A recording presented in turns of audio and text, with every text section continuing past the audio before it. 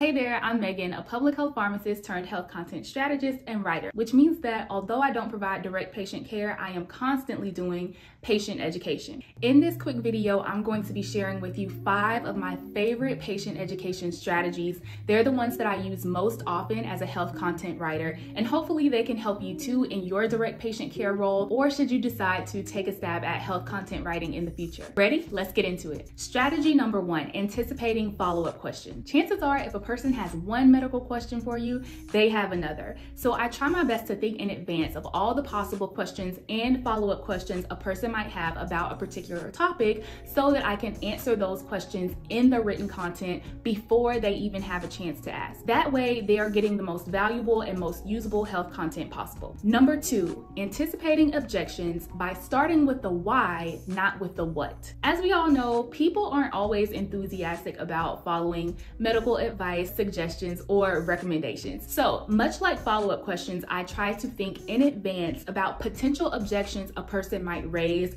to a particular topic. That way I can proactively address those objections in the actual article or blog post that I'm writing. Also, knowing what those potential objections are helps me contextualize the entire blog post in a way that helps the reader understand why this information is important and relevant to their health. Number 3, providing step-by-step instructions with transitional phrases. Okay, so with some health topics, step-by-step instructions are a must. So it helps to use very clear transitional phrases to the reader from one step to another. Also, whenever possible, I use visuals like infographics or videos to accompany those step-by-step instructions, which can be incredibly helpful for the visual learners out there. Number 4, using analogies and metaphors to explain concepts. As we know, drug and medical information can be complex. So I find that it helps to use metaphors, similes, analogies, stories, any type of relational information that can help drive home a point